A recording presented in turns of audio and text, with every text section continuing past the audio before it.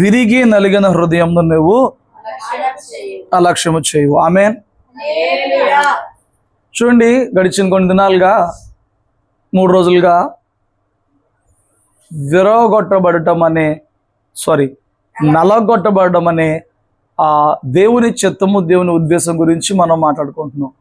చూడండి, మన యెషయా గ్రంథం 53 చదివినప్పుడు తన కుమారుణ్ణి ఆయన నలగొట్టడానికి ఇష్టపడిన వాడుగా ఉన్నప్పుడే ఆయన ఉద్దేశాలు భూమి మీద సఫలమైనవి అనేది మనం చూసాం.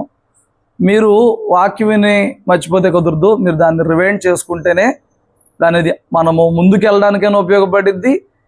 వెళ్తున్నందుకు దేవుని సన్నిధికి ఆ ప్రయాసకి ఆత్మీయ జీవితంలో ఏదైనా ఎదుగుదల కనబడిద్ది. మొదటి రోజున మనం చూసింది ఏంటంటే ఆయన ఇష్టపడ్డాడు నలగొట్టడానికి. ఆయన చిత్తంలో మనల్ని మనం నలగొట్టుకుంటానికి ఏర్పాటు చేయబడేవి ఉపవాసాలు. ఇప్పుడు పౌలు గారి గురించి 2 సార్లు వాక్యంలో ఉన్నాం. మొదటిసారిదేమో నేను నలగొట్టుకుంటున్నా అన్నాడు.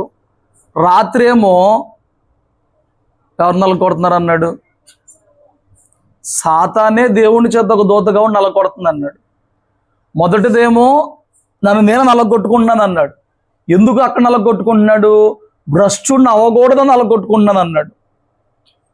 మొదటిదేమో భ్రష్టుడిని అవ్వకూడదని నలగొట్టుకుంటున్నాడు. రెండో రోజు చెప్పుకుందేమో నలగొట్టి దేవుడు ప్రాణాలు ఉజ్జీవింప చేయడానికి నలగొట్టిన వాడుగా ఉన్నాడని ఇజ్రాయేల్ ప్రజల్ని చూసాం. మూడోదేమో దేవుడే నలగొట్టేది. ఎందుకు? హెచ్చుపోకుండా. ఎక్కువ నలగొట్టుకోవడం ఎందుకు జరుగుతుంది? సేవలో ఉన్నప్పుడు ఎక్కువ నలగొట్టేసుకుంటా. నా వయసుకి శక్తికి మించిన ఉపవాసాలు చేస్తున్నాను నేనైతే. ఎందుకు అవసరమా అని చాలామంది అంటారు. నీకు తెలియదు, అవసరం అవుతుంది. ఆ ఫైటింగ్స్కి, ఆ పోరాటానికి, ఆ శోధనకి అవసరం అవుతుంది. మొదటిదేమో మనకు మనం నలగొట్టుకోవడం, కారణం భ్రష్టత్వంలో పడకూడదు. రెండోది మనం చూసినటువంటి ప్రాణాన్ని ఉజ్జీవింప చేయాలని దేవుడే తన ఉద్దేశంలో నలగొట్టింది చూసాం. మూడోది మనం గడిచిన రాత్రి మనం చూసాం. ఏం చూసాం? హెచ్చుపోకూడదు, గర్విష్ట అవ్వకూడదు, మితిమీరిపోకూడదని దేవుడే ఏమండి 3 దినాలుగా మనం ఏం ధ్యానం చేస్తాం ఒకసారి చూసాం కదా. ఈ రాత్రి మనం ధ్యానించేది ఏంటంటే, విరిగిన మనస్సుతో మనము దేవుని ఎదుటికి వచ్చినప్పుడు, ఆరాధించినప్పుడు, అర్పించినప్పుడు అది దేవునికి ఇష్టమైన బలి అర్పణగా ఉంటుందండి. విరిగిపోయిన హృదయముతో దేవుణ్ణి ఆరాధించేది, ప్రార్థించేది, దేవుణ్ణి స్తుతించేది ఏ హృదయంతో? విరిగి నలిగిన మనస్సుతో. నలిగిన మనసు గురించి మాట్లాడుకుంటున్నాం. సరే, ఇప్పుడు దావీదు గారు ఎందుకు నలిగిపోయిన మనస్సుతో నేను నిన్ను ఆరాధన చేస్తున్నాను కాబట్టి ఇంతకన్నా శ్రేష్టమైన అర్పణ నీకు లేదని చెప్తున్నాడు? ఎందుకు నలిగిపోయిన హృదయానికి వచ్చాడు? ఎందుకు దావీదు నలిగిపోయిన వాడయ్యాడు? ఇక్కడ దావీదు నలిగిపోయిన దానికి దేవుని ఉద్దేశం ఏమన్నా ఉందా? ఇక్కడ దావీదు నలిగిపోయిన దానికి హెచ్చుపోతాడని చెప్పి నలిగిపోతున్నాడా? ఇక్కడ దావీదు నలిగిపోతానికి భ్రష్టుడు అవుతున్నాడని చెప్పి ఎందుకు నలిగిపోతున్నాడు? జాగ్రత్త కొన్ని మాటలు చెప్తాను, ఎక్కువసేపు చెప్పండి శ్రద్ధగా. ఎందుకు ఇక్కడ నలిగిపోతున్నాడు అయ్యా అని అంటే, వినండి. దావీదు ఒకప్పుడు దేవుడిని ఎంతగానో ప్రేమించాడు. ఇంట్లో 7 అన్నదమ్ములు, తనకు ముందు 7 అన్నదమ్ములు ఉన్నా, ఇంట్లో ఎంతమంది ఉన్నా, తను ఒంటరిగా గొర్రెలు కాసుకుంటున్న వేళల యందు దేవునితోనే ఎక్కువగా సహవాసం చేసేవాడుగా దావీదు ఉన్నాడు.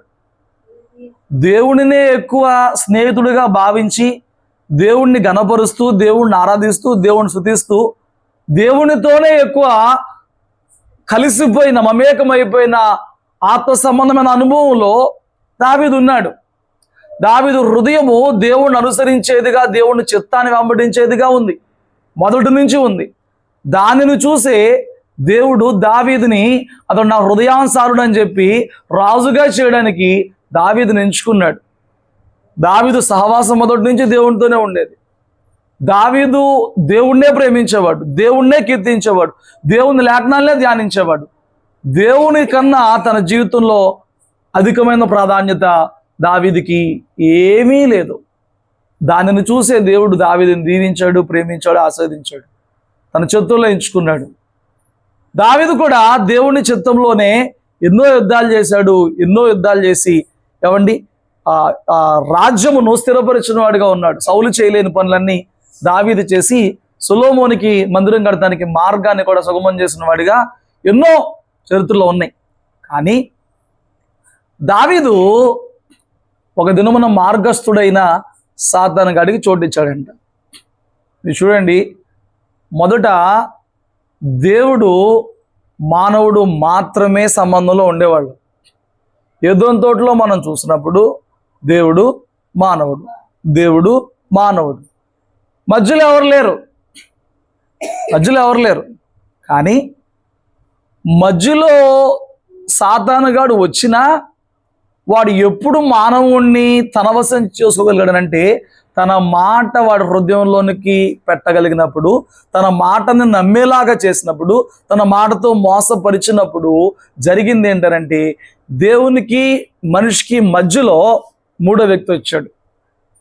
ఏమండి, మీరు ఎప్పుడన్నా ఎవరితోన్నా మంచి రిలేషన్ మెయింటైన్ చేశారనుకోండి, మంచి సావాసం మెయింటైన్ చేశారనుకోండి, ఆ వ్యక్తి ఎవరో మాటలు విని సడన్గా మీతో మాట్లాడడం మానేస్తే మిమ్మల్ని తప్పుగా అర్థం చేసుకుంటే మీకు ఎలా కనిపించింది?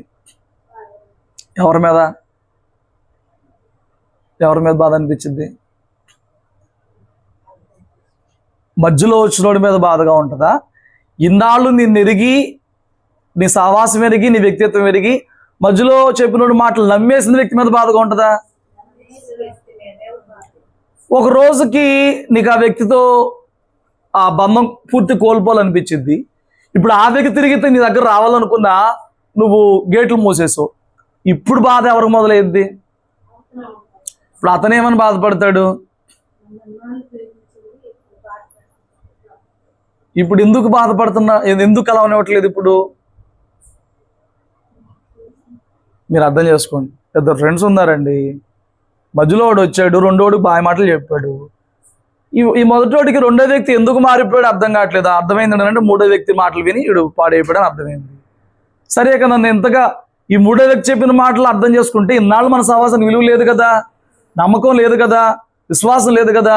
ఇన్నాళ్ళు సహవాసం చేసి నీకు వీడు నన్ను నమ్మనప్పుడు, విశ్వాసం ఎందుకని నువ్వు వదిలేసావు. ఇప్పుడు తిరిగి మరలా నీ సహవాసం కొరికిన ప్రయత్నం చేస్తే నువ్వు నీకు నాకు సంబంధం లేదన్నావు. ఆ వ్యక్తి ఇప్పుడు ఏం రియలైజ్ అవ్వాలి? రెండో వ్యక్తి, నేను మధ్యలో ఒకరిని రానిచ్చాను, మధ్యలో వాడి మాటలు విన్నాను, వాడి మాటలు వినటమే మాకున్న బంధానికి తెప్పలు తెచ్చిపెట్టింది, వాడు చెప్పినవన్నీ మాయ మాటలు, వాటి మూలంగా నాకున్న మంచి ఆవాసం నేను కోల్పోయాను. ఇవి కొందరి జీవితాల్లో జరుగుతూ ఉంటాయి. చేతులారా నేనే దూరం చేసుకున్నాను, చేతులారా నేనే పాడు చేసుకున్నాను, వాడి మాటలు విన్నాను, కొన్ని బంధాల్లోనూ కొన్ని సంబంధాల సహవాసాలను జరుగుతూ ఉంటాయి. అవునా కదా? మొదటిగా ఇది ఎక్కడ జరిగిందయ్యా అంటే దేవుడు వీరిని నిత్యము బ్రతికివ్వడానికి లేదా దైవత్వంగా మారడానికి అవకాశం లేదని చెప్పిన సాధారణ రోజులో చెప్పాడు. మీరు దేవతలు వంటి వారు అయిపోతారు, మీరు దేవుళ్ళు వంటి వారు అయిపోతారు, మీరు చావనే చావరు, మిమ్మల్ని దేవుడు మోసం చేస్తానని వీడు మోసం చేశాడు. ఈయన చెప్పాడు కదా మీరు చచ్చిపోతారని చెప్పి, ఈయన చెప్పిన మాట వినకుండా వాడి మాట వింటే దేవుడికి ఎంత కోపం రావాలి? ఈ యేసే చెప్పాడు, ఆల్రెడీ చెప్పాడు ఈయన, మీరు ఆ పండితుని చచ్చిపోతారని. ఆయన చెప్పిన మాట కన్నా వాడి మాట విన్నప్పుడు అప్పుడు యేసేకి ఏమి రావాలి? యేసే అప్పుడు చెప్పాడు, నేను మునుపటిలాగా మీ వద్దకు రాను, మిమ్మల్ని ఏదో తోటలో ఉంచును, మీరు బయటికి వెళ్ళిపోవాలి, మీ సంపాదన మీరు సంపాదించుకోవాలి, మీరు కష్టపడాలి, మీరు ప్రయాసపడాలి. మొదట ఆయన బాధ కలిగింది, నా మాట వినకుండా ఇన్నాళ్ళు నన్ను చూస్తూ నాతో సహవాసం చేస్తూ నాతో ఉంటూ వీడి మాట విన్నారు కదా, నేను ఆల్రెడీ చెప్పాను, ఇక వీళ్ళని నేను వదిలేస్తున్నాను. ఇప్పుడు హవ్వ ఆదాము ఏమని బాధపడతారు? కారణం ఎవరో? వీడు చెప్పేటాడు కరెక్టే, వినటం వల్ల వినడం అనేది ఎవరు తప్పిదో? ఇప్పుడు అది రియలైజ్ అయినప్పుడు హృదయం అంత నొప్పి వచ్చింది, హృదయం అంత నలిగిపోద్ది. అయ్యో కొంచెంగా తప్పానే, మనసు ఇంకా నన్ను గద్దిస్తూనే ఉందే, అవును నిజమో కాదు, తొందరపడుతుందని మనసు ఇంత వేధిస్తున్నప్పటికి కూడా నేను తప్పు చేస్తేనే, సాధారణ మాట నేసేనే, ఇప్పుడు నేను ఇలాంటి తెచ్చిపెట్టుకున్నానే, ఎంత నొప్పిగా ఉంటుందండి. నేను అంటున్నాను, చాలామంది దేవుని దగ్గర ఈ ఆశీర్వాదాల కోసమో అద్భుతాల కోసమో అవసరాలు తిరగడం కోసం వచ్చేవాడికి ఈ నొప్పి, ఈ నలుగుడు తెలియదు.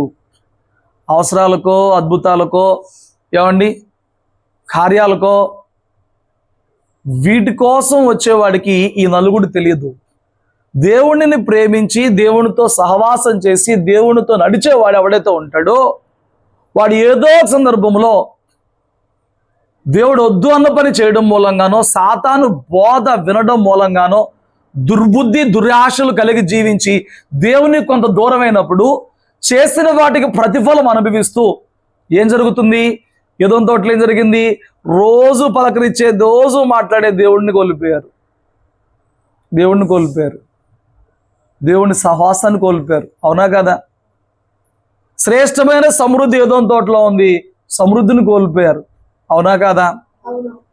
ఇప్పుడు తమ కష్టార్జిత, తమ చెమటోడ్చి, తమ తిప్పలో పడి సంపాదించుకోవాల్సిన దుస్థితికి వచ్చారు. ఇది అవునా కదా? అన్నీ అవును కదా? నేను అంటున్నాను, మన జీవితంలో జరిగేది ఇదే. సాతాను మాట విని వాడి దురాశను, వాడి దుర్బుద్ధిని మనం నేర్చుకుని, మనం విని మన బుద్ధిని మార్చుకుని మనం పాపం చేసినప్పుడు, దేవుడు సరిచేసే ప్రయత్నం చేసినప్పటికీ మనం గడ్డపరుచుకున్నప్పుడు జరిగేది ఏంటంటే, అప్పుడు దాకా నీకు దేవునికి మధ్య ఒక మంచి సహవాసం ఉంది చూడండి. దేవుడు నీతోనే అచ్చంగా మాట్లాడుతున్నట్టు, అందరికన్నా లోపల నిన్నే ఎక్కువ ప్రేమిస్తున్నట్లు, అందరికన్నా ఎక్కువ నీకే విలువిస్తున్నట్లు దేవుని సందులో ఉన్నప్పుడల్లా నువ్వు ఆనందపడే వ్యక్తిగా ఉండేదానివి. ఆ సహవాసం కోల్పోతావు. మొదటిగా దేవుని సందులో ఉన్న సంపూర్ణ సంతోషం కోల్పోతావు, సమృద్ధిని కోల్పోతావు, తిప్పలు పడుతున్నా. ఒక రోజున రియలైజ్ అయితే అర్థమైద్ది, ఇది నా చేతులారా నేనే తెచ్చిపెట్టుకున్నాను, నేను తెచ్చిపెట్టుకున్నాను. తెలియక కాదు, తెలిసే లోబడికే తెచ్చిపెట్టుకున్నా అన్నప్పుడు ఏమండి, ఆ పరిస్థితిని ఎదుర్కోవడం అనేది దేవుని సహవాసాన్ని దూరం చేసుకుని, దేవుని మాటను దూరం చేసుకుని, ఏమన్నా ఇంతకుముందు రోజు మాట్లాడే దేవుడు ఇప్పుడు నాతో మాట్లాడలేదు, నాకు ఆ సన్నిధి కనపట్టలేదు, నాకు ఆ నింపుదల లేదు, దాన్ని కోల్పోయి, దేవుని యొక్క ఆశీర్వాదాన్ని కోల్పోయి, సమృద్ధిని కోల్పోయి తిప్పలు పడుతున్నప్పుడు శారీరకంగా ఎలాంటి బలహీనత లేకపోతే ఎలాంటి నొప్పి ఉన్నా కానీ మనసు మాత్రం నలిగిపోతూ ఉంటుంది. ఇలా చేయకుండా, ఇలా అవ్వకుండా నేను ఆ దేవుణ్ణి వెంబడించుంటే ఎంత బాగుండని మనసు ఏమైందండి? నలిగిపోతూ ఉంటుంది. దావీదు కూడా ఒకప్పుడు దేవుడిని ఎంతో ప్రేమించాడు, ఒకప్పుడు దేవుడిని ఎంతో వెంబడించాడు, దేవుని ఆజ్ఞను పాటించాడు, దేవుని చిత్తం నెరవేర్చాడు, దేవుని చిత్తమే వెతికాడు, దేవుని చిత్తంలోనే బతికాడు. బట్ మార్గస్థుడు వచ్చాడంట. ఎవడా మార్గస్థుడు? మార్గస్థుడు మన దగ్గరికి వస్తూ ఉంటాడు కదా, వాడు మార్గస్థుడు. దారైపోయేవాడికి చోటిస్తే ఏమైద్దండి? నీకు దారితనం లేక అయిపోతుంది. దారైపోయేవాడికి చోటిస్తే నీకు దారితనే ఉండదు. దావీదు ఇప్పుడు ఏం చేశాడు? దారైపోయేవాడికి చోటిచ్చాడంట. వాడి కోరికకి, వాడికి తృప్తిపరుస్తానికి, వాడి ఆకలి తీర్చే ప్రయత్నం చేశాడంట. ఏమండి, వ్యభిచార పాపం చేశాడు, దాన్ని కప్పిపుచ్చుకుంటా నరహత్యని పాపం చేశాడు, రక్తం కూడా చిందించాడు. కయ్యను హేబేలుని చంపేసినప్పుడు హేబేలు రక్తం నేలలో నుంచి మొరపెట్టిందంటే ఇప్పుడు ఉరియా రక్తం ఏం చేయాలి? ఉరియా ఏమనాలి?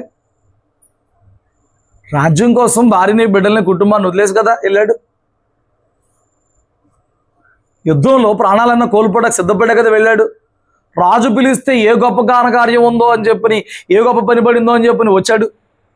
రాజు ఇంటికి బొమ్మన్నా పోలేదు, రాజు తాగబోపించినా పోలేదు, తన సొంత మరణ శాసనం చేతుల్లో పట్టుకుని తనే తీసుకెళ్లి యోవాబుకు అప్పచెప్పాడు. అలా నీతిమంతుడు చంపబడినప్పుడు మరి అతని రక్తము ఎంత మొరపెడుతుంది? అతని రక్తం ఎంత కేకలేస్తుంది? నేను అన్యాయం చేయబడలేదా ప్రభువా, నాకు అన్యాయం జరగలేదా ప్రభువా? అతని రక్తం మొరపెట్టింది కదా. హేబేలు రక్తం మొరపెట్టిద్దా? ఉరియా నీతిమంతుడు కాదా? బలిపీఠం కన్నా ఆత్మలు కేకలు వేయట్లేదా మాకు న్యాయం తీర్చు అని?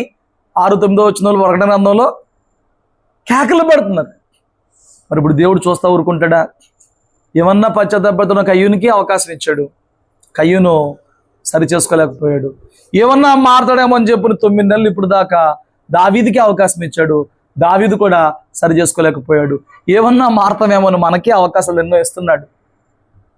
కొన్ని అయిపోయినాయి, కొన్ని కొన్ని అవకాశాల్లో ఉన్నాం, కొన్నిటికి అవకాశం అయిపోయి తీర్పులోకి వచ్చేసినవి ఉన్నాయి, వాటిలో నలిగాం, వాటిలో నొప్పి పొందాం. ఇప్పుడు కొన్ని ఇంకా అవకాశమే, ఈ ఉపవాసాల అవకాశమే. ఎన్నో సరిచేయబడటానికి మన జీవితంలో, ఎన్నో మార్పులోకి రావడానికి మన జీవితంలో ఈ ఉపవాసాలు మనకు అవకాశమే కదా. దావీదు దగ్గరికి ప్రవక్త వచ్చినప్పుడు, నాతాన్ వచ్చినప్పుడు, ఏమండి మొదట ఎవరి గురించి అనుకున్నాడు?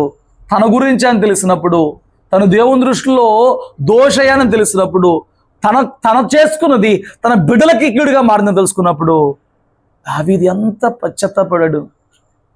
ఏమండి ఆ పశ్చాత్తాపం గురించి మాట్లాడుతూ అంటున్నాడు, నా రక్షణకర్త యొక్క దేవా, రక్తాపరాధము నుండి నన్ను విడిపింపు. ఏ అపరాధంలో పడ్డాడంట? రక్తాపరాధం. రక్తం చిందించాను నేను, నీతి మొందిన రక్తాన్ని నా కళ్ళతో చూశాను నేను. నా ఆనందం కోసం, నా స్వార్థం కోసం నేను కప్పిపుచ్చడానికి, నేను నా పాపాన్ని కప్పిపుచ్చడానికి ఒక నీతిమంతుడు రక్తాన్ని నేను బలిగొన్నాను. ఆ రక్తాపరాధం నుంచి నన్ను విడిపించు. హల్లెలూయా. ఈరోజు క్రీస్తు రక్తం మన మీద ఉంది. హేబేలు రక్తం మొరపెడితే, ఉరియా రక్తం మొరపెడితే, మనం చేస్తున్న పాపాలను బట్టి క్రీస్తు రక్తం మన పక్షంగా ఏమని మొరపెట్టాలి? ఏమండి మన కోసం చిందించబడిన రక్తమే కదా. ఈరోజు నా వాక్యం చెప్తుంది మనం బుద్ధిపూర్వకంగా మరలా పాపానికి వెళ్ళినప్పుడంట క్రీస్తు కుమారుని పాదాలతో తొక్కినట్లుగా చేస్తున్నామంట. ఆ అపరాధం నుంచి ఎవరు విడిపిస్తారు? మనిషి రక్తం చిందించిన దానికి వీళ్ళు రక్తాపరాధంలో పడిపోతే ఈరోజు దేవుని రక్తాన్ని వృధాగా పోగొడుతున్నాం. చూడండి, దేవుని రక్తాన్ని వృధాగా నేలపాలు చేస్తున్నాం కదా, దేవుణ్ణి కాళ్ళ కింద తొక్కుతున్నాం కదా. ఈ అపరాధం నుంచి ఎవరు తప్పిస్తారు? దావీదు ఏడుస్తున్నాడు, అయ్యా రక్తాపరాధం నుంచి నన్ను తప్పించు. అప్పుడు నా నాలుకని నీతిని గురించి ఉత్సాహగానం చేస్తుంది. ప్రభువా, నా నోరు నీతిని పరచునట్లు నా పెదవులు తెరువు. నువ్వు బలిని కోరేవాడివి కావు, కోరితే అర్పించగలను. కానుకేస్తే పాపం పోయిద్దంటే ధనవంతులందరూ పరిశుద్ధులే, అవునా కదా? బలర్పిస్తే పాపం పోయిందంటే ధనవంతులందరూ పరిశుద్ధులే. దావీదు చెప్తున్నాడు, నువ్వు బలిని కోరట్లేదయ్యా, దేవుణ్ణి కానుకలు కోరట్లా, దేవుణ్ణి మొక్కుబళ్ళు కోరట్లా, దేవుణ్ణి గృహంలో ఉన్న వెండి బంగారాలు కోరట్లా. దేవుడి నీలో పశ్చాత్తాపపు హృదయము, నువ్వు చేసిన అవిధేయతను బట్టి నలిగిన హృదయము, నువ్వు ఎంత నలుగుడు పడ్డావో దాన్ని దేవుడు కోరుతున్నాడు. దావీదు చెప్తున్నా ఏనంట, విరిగిన మనసు దేవునికి ఇష్టమైన బదులు దేవా విరిగి నలిగిన హృదయం నువ్వు అలక్షించి. ఈరోజు చాలా మందికి ఆశీర్వాదం లేదనే బాధ, అవసరం తీరట్లేదనే బాధ, అద్భుతాలు జరగట్లేదనే బాధ, వాగ్దానం లేదనే బాధ. కానీ ఎంతమందికి నేను దేవుని దుఃఖం పెడుతున్నాను, దేవుని వాక్యం పెడుతున్నాను, దేవుని సహవాసం పాడు చేసుకుంటున్నాను, ఈ విషయం నలిగిపోయేది ఎవరండి? ఎన్నో రోజుల నుంచి ప్రార్థన చేస్తున్నా, కార్యం జరగట్లేదు, మేలు జరగట్లేదు, వీటి కోసం నలిగిపోతున్నాను తప్ప ఎన్ని విషయాలు మీరుతున్నాను, ఎన్ని దెబ్బలు నేను ప్రభువుని కొడుతున్నాను, ఎంత నేను దేవుని బాటంగా సిల్లి వేస్తానని చెప్పని దీని విషయం నలిగిపోతుంది ఎవరండి? మీరు అర్థం చేసుకుంటున్నారా? దావీదు ఎందుకు నలిగిపోతున్నాడు? ఏం తక్కువైంది దావీదుకి? ఏం తక్కువైంది? రాజుకి ఏం తక్కువ ఉంటుంది? రాజు తలుచుకుంటే దేనికన్నా తక్కువ ఉంటుందా? తక్కువ లేదు కదా. అలాంటి వాడు ఎందుకు నలిగిపోతున్నాడు? నేను దేవుని ఆజ్ఞను మీది దేవుని దుఃఖపరిచిన వాడిగా, దేవుని సహవాసం కోల్పోయిన వాడిగా నేను ఉన్నాను కదా. హల్లెలూయా. దాని విషయంలో నలిగిపోతూ ఉన్నాడు దావీదు. 6వ అధ్యాయము కీర్తన గ్రంథం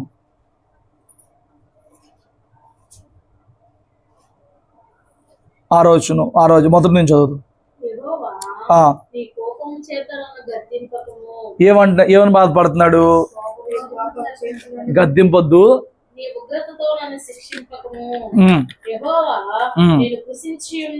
ఏమైపోయాడంట? కృషించాను,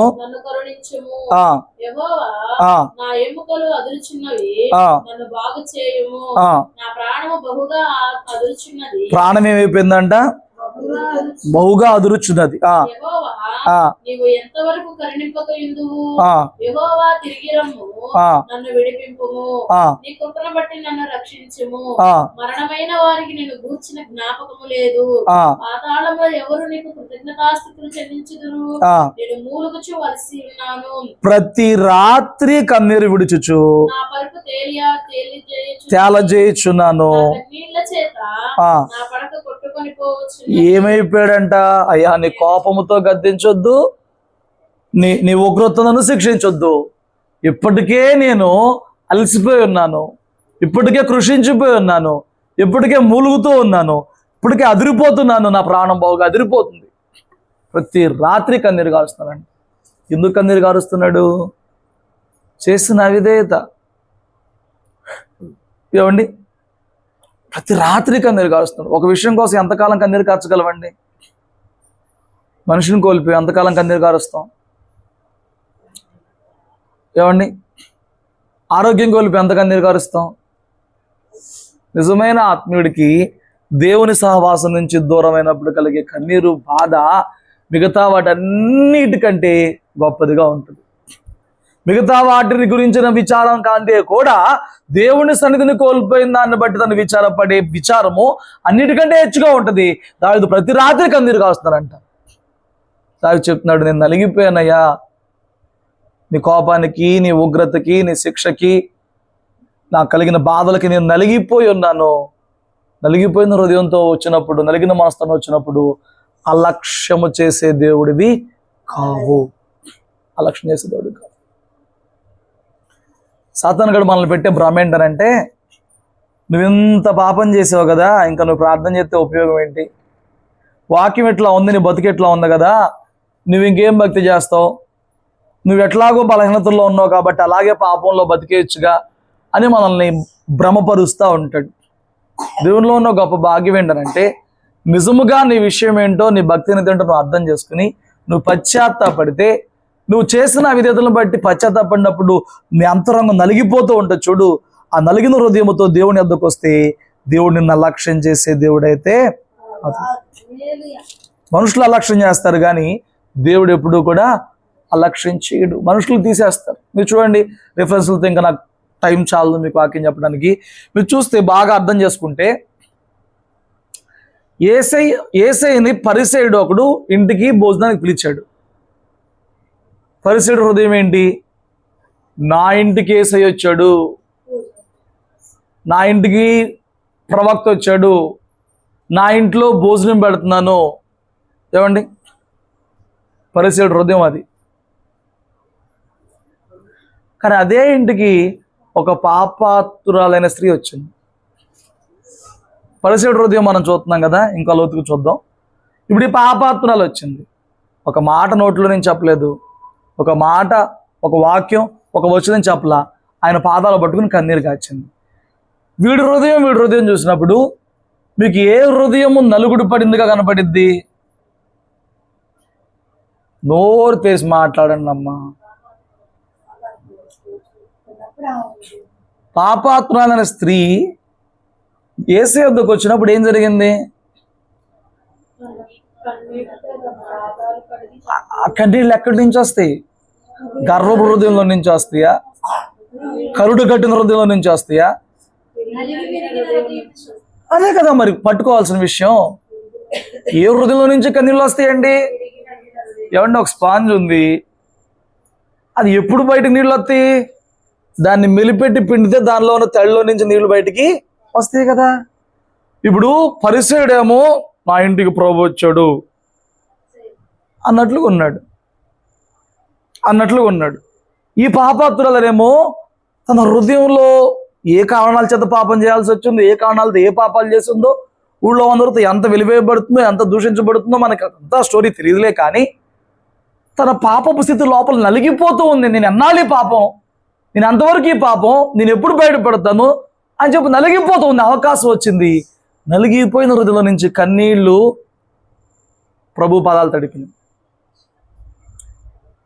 ఆ యేసుని పిలిచి ఇంట్లో భోజనాలు పెట్టాడు, ఖర్చు పెట్టుకున్నాడేమో అంగీకరించబడలా. నలిగిన హృదయముతో ప్రభు పాదాలు పట్టుకున్న బిడ్డేమో అంగీకరించబడింది.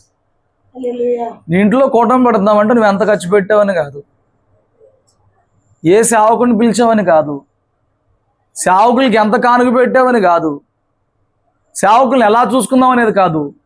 నీ హృదయము నీ ఆత్మీయతను బట్టి ప్రభువు దగ్గర ఎలా కుమ్మరించబడుతుంది.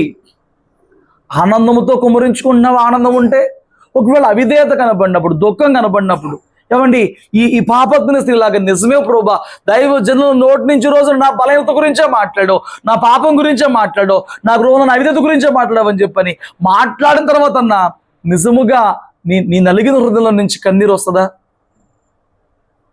ఈ ఇద్దరిలో ఎవరు అంగీకరించబడ్డారంట?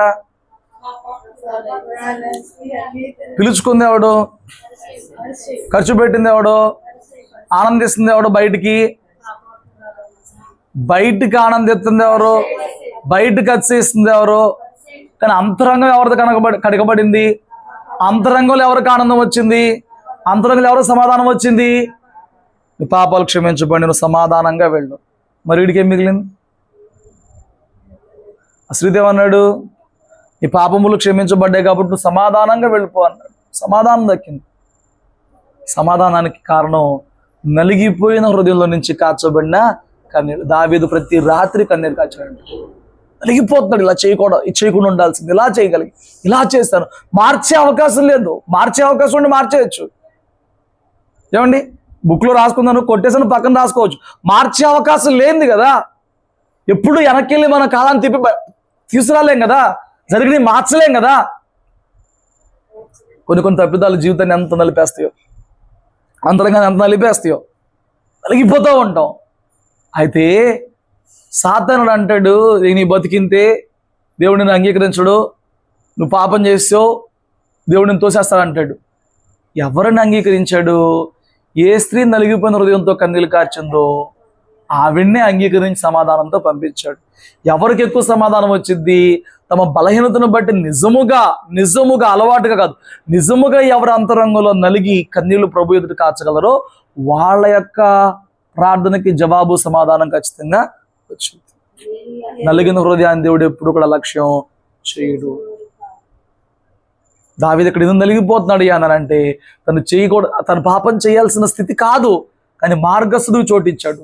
తను ఒకప్పుడు దేవుడిని ఎంతో ప్రేమించాడు. నేను అదే చెప్తున్నా, ఆ బంధం ఎంతో బలంగా ఉండే బంధం మూడో మనిషి వల్ల కోల్పోతే దానికి నీవే కారణమైతే, నువ్వు ఆ మాట వినటమే కారణమైతే నీ ఎంత పశ్చాత్తాపడతావు. ఏమండి, మార్గస్థుడు వచ్చాడు, మార్గస్థుడికి చోటిచ్చాడు. మార్గస్థుడు మూలంగా ఈరోజు దావీదు నలిగిపోతూ ఉన్నాడు. కొన్ని నిర్ణయాలు, కొన్ని ప్రేరేపణలు, కొన్ని ఉద్దేశాలు, కొన్ని ఉక్రోషాలు మనల్ని దైవ చిత్తానికి వ్యతిరేకంగా వెళ్ళి ఆ శిక్షలో, నష్టంలో పడేలాగా చేస్తాయి. అప్పుడు నలిగిపోతూ ఉంటావు. నలిగిపోతున్న స్థితిలో నీకున్న మంచి మాట ఏంటంటే, నువ్వు నిజముగా ఎప్పటికన్నా ప్రభు యొద్దకు అదే హృదయంతో వచ్చి ఆరాధించగలిగితే నేను నలిగిన హృదయాన్ని కూడా లక్ష్యం చేసే దేవుడైతే కాదు. ఆమేన్. 137వ కీర్తన మొదటి మాట.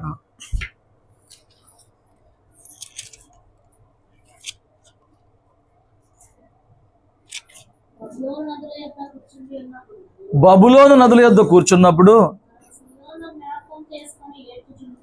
ఏం జ్ఞాపకం చేసుకున్నారు? సియోనును జ్ఞాపకం చేసుకుని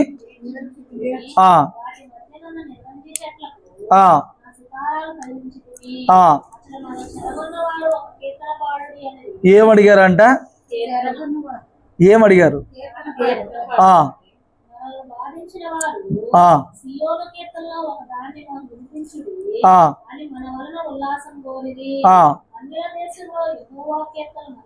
ఉల్లాసానికి ఎట్లా పడతారండి? మీకు అర్థమైందా?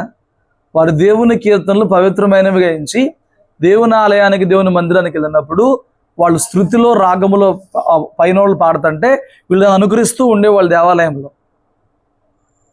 కీర్తనలకి మీరు ఎప్పుడైనా చూసుకుంటే అష్టమ స్థుతిలో పాడాలి, అలా పైన దాన్ని ఏ రాగంలో పాడాలో దావీదు భక్తులు ఆ కీర్తనలు ఏ రాగంలో పాడాలో కొన్ని చోట్ల కొన్ని కీర్తనలు ఇస్తారనమాట. ఆ రాగంలోనే పాడాలి, ఆ తాళంలోనే పాడాలి. వాళ్ళు పాడుతుంటే వీళ్ళు అనుకరించాలి. హెచ్చు స్వరం ఉంటుంది, తగ్గు స్వరం ఉంటుంది, రకరకాల స్వరాలతో, రకరకాల రాగాలతో వాళ్ళు ఆ పాటలు రాస్తూ ఉండేవాళ్ళు, కీర్తనలు రాసేవాళ్ళు. స్తోత్రం చెప్పు. హల్లెలూయా.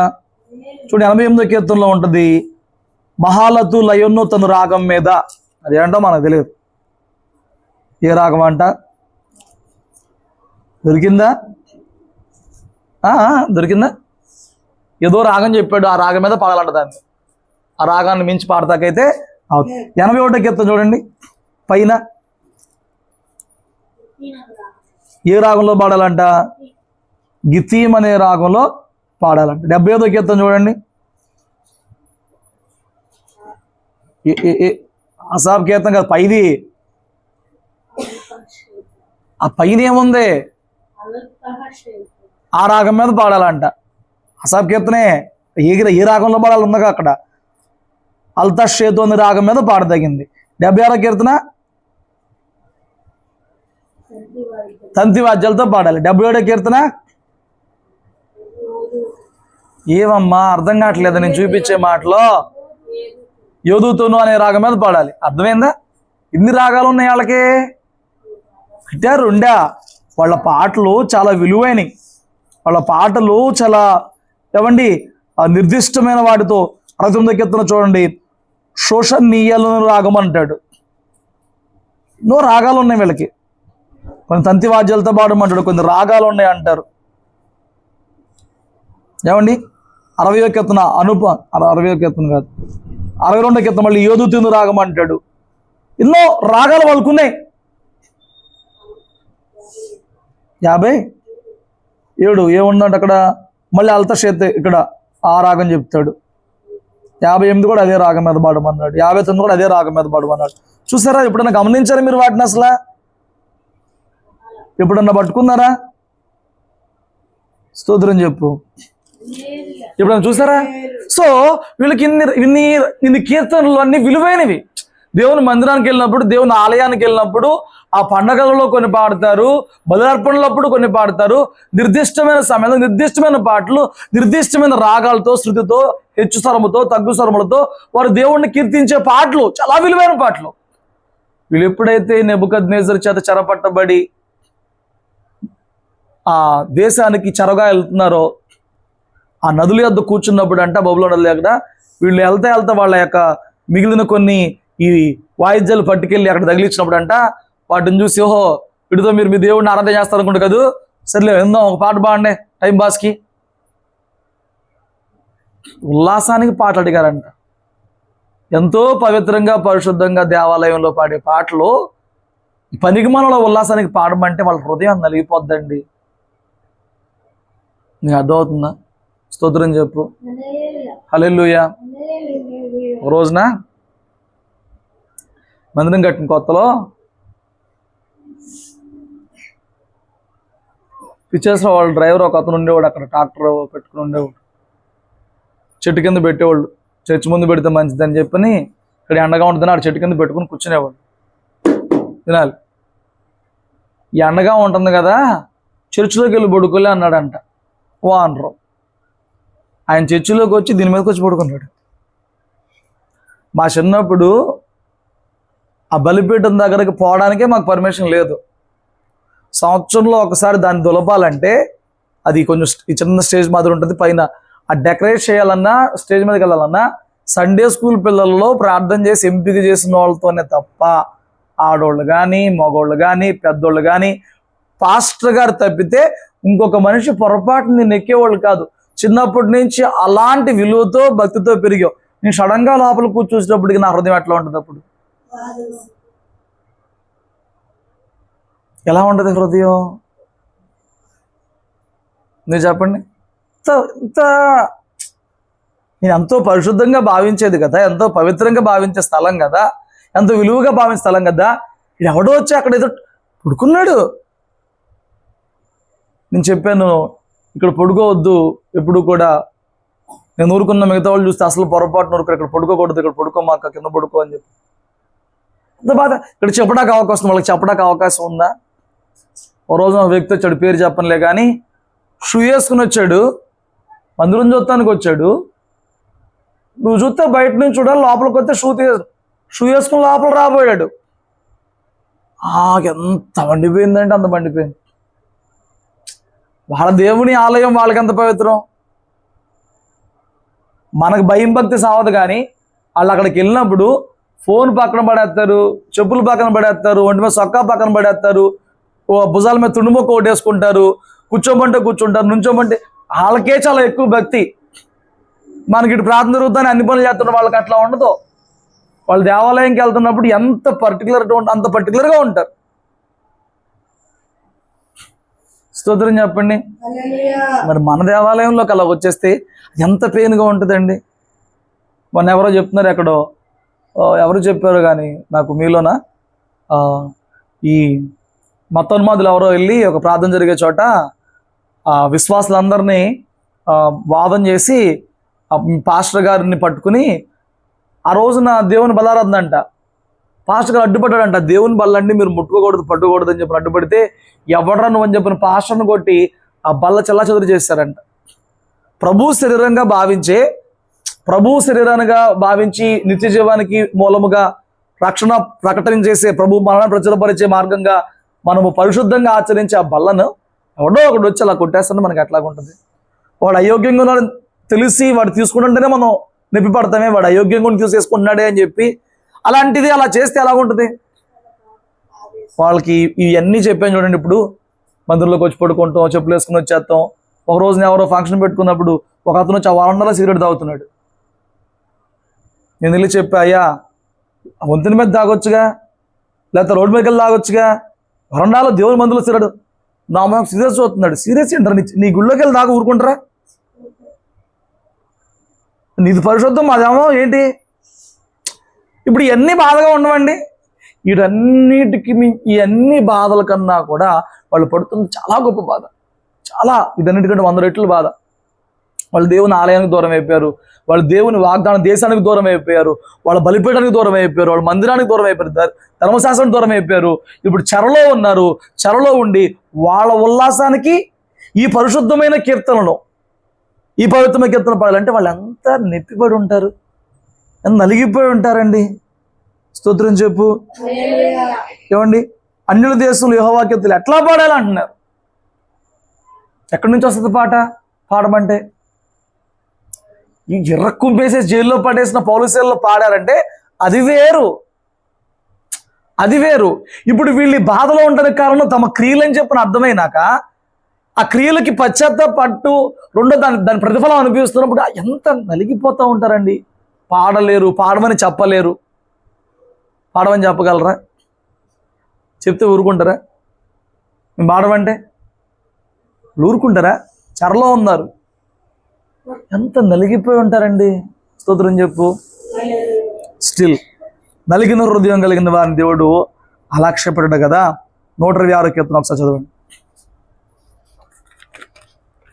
సియోను తిరిగి వచ్చిన వాడు యెహోవా చెరలోనుండి రప్పించినప్పుడు కలకలిన వాడి వలె ఉంటిమి. నిందా నవ్వుండెను, నాలుక ఆనందగానంతో నిండి ఉండెను.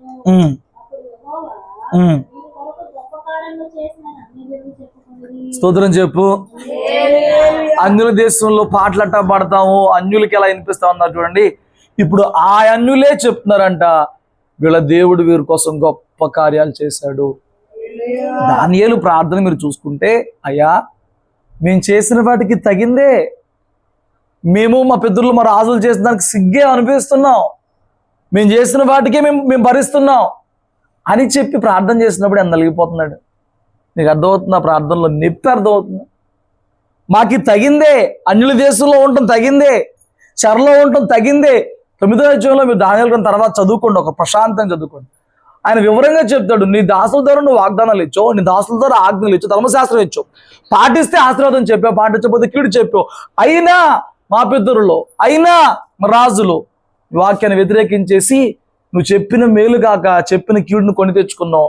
నువ్వు న్యాయవంతుడివే, నువ్వు చెప్పిందే చేసావు, మేమే సిగ్గుమాలిన మాకు మా రాజులకు మా దేశానికి ఈరోజు సిగ్గే తగ్గింది అని ఒక పరిస్థితిని చేసిన క్రియలను ఒప్పుకుంటూ ఎలాంటి పశ్చాత్తాప ప్రార్థన నలిగిపోతూ చేశాడు కదా.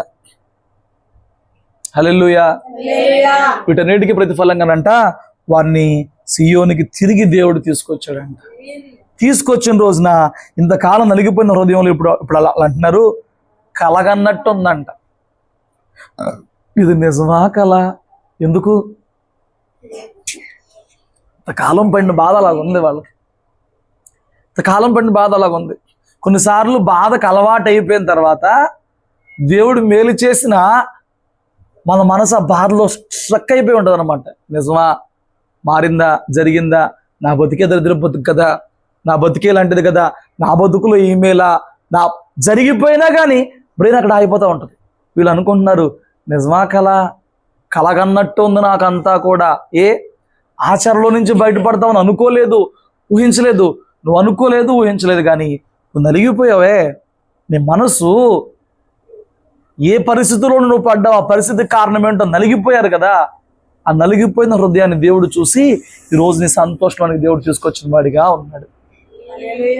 నలిగిపోయిన హృదయాన్ని దేవుడు ఎప్పుడూ కూడా అలక్ష్యం చేయడు. హల్లెలూయా.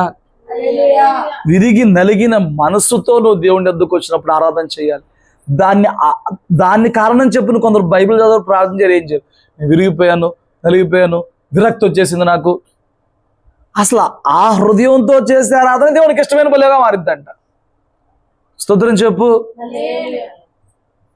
వీళ్ళు ఎందుకు నలిగిపోయారు అంటే దావీదు కానీ వీళ్ళే కానీ నలిగిపోయిన కారణం ఏంటయ్యా అని చెప్పినారంటే చేసిన పాపానికి వాళ్ళ యొక్క తప్పిదాన్ని బట్టి వాళ్ళు ఇలా జరగకుండా ఉండాల్సిందే అని నలిగిపోయిన వారిగా ఉన్నారు. నువ్వు కనుక ఒకవేళ నిజముగా ఈ సంవత్సరం అంతట్లో నీ క్రియలు చూసుకుని, ఈ సంవత్సరం అంతట్లో నీ ప్రవర్తన చూసుకుని ఏ విషయంలో నువ్వు తప్పిదం చేస్తున్నావో ఆ విషయాలు దేవునికి దుఃఖం కలగజేసేవి, దేవుని శిక్షకు అర్హమని అర్థం చేసుకుని నువ్వు నిజముగా పశ్చాత్తాపంతో ప్రార్థన చేస్తే దేవుడు శిక్ష నుంచి తప్పించేవాడిగా ఉంటాడు. ఆ విరిగిపోయిన హృదయంతో నువ్వు చేసే ప్రార్థన, నలిగిపోయిన హృదయంతో నువ్వు చేసే ప్రార్థన ఆయన అంగీకరించేవాడు. ఇంకొక మాట చదువు ముగించుకుందాం. 61వ అధ్యాయము యెషయా గ్రంథం మొదటి మాట ఏముందో చూడు.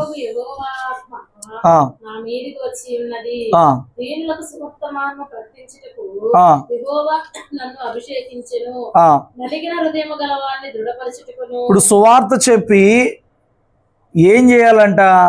నలిగిన హృదయం గల వారిని దృఢపరచాలి.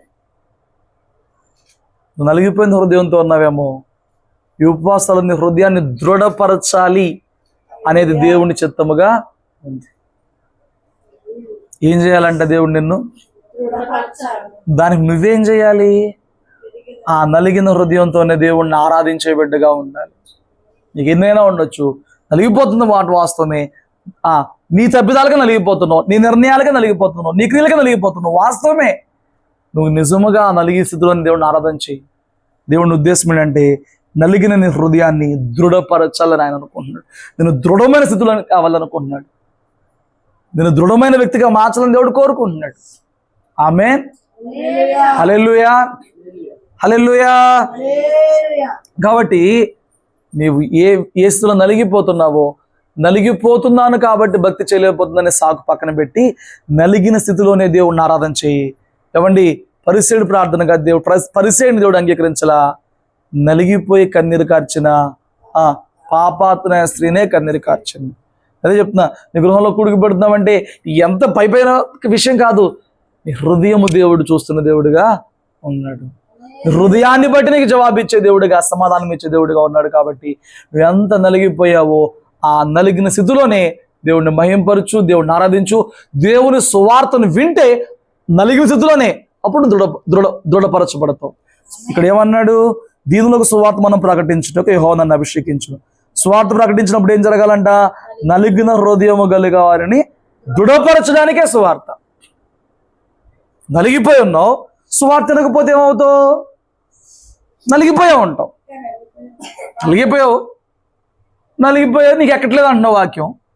కానీ సువార్త ఎందుకుంది? నలిగిన హృదయం దృఢపరచడానికి కదా. నువ్వు నలిగిన స్థితిలో దేవుడిని ఆరాధించి దేవుని వాక్యం పట్టుకోగలిగితే దేవుని చేత అంగీకరించబడతావు. దేవుని చేత నీ హృదయం దృఢపరచబడుతుంది. అట్టి కృప, అట్టి భాగ్యం ఈ 40 రోజుల ఉపవాసాల్లో దేవుని చేత అంగీకరించబడటానికి, దృఢపరచబడటానికి దేవుడు తన కృప చొప్పున మన కలగజేయును గాక. ఒకరు ప్రార్థన చేయండి.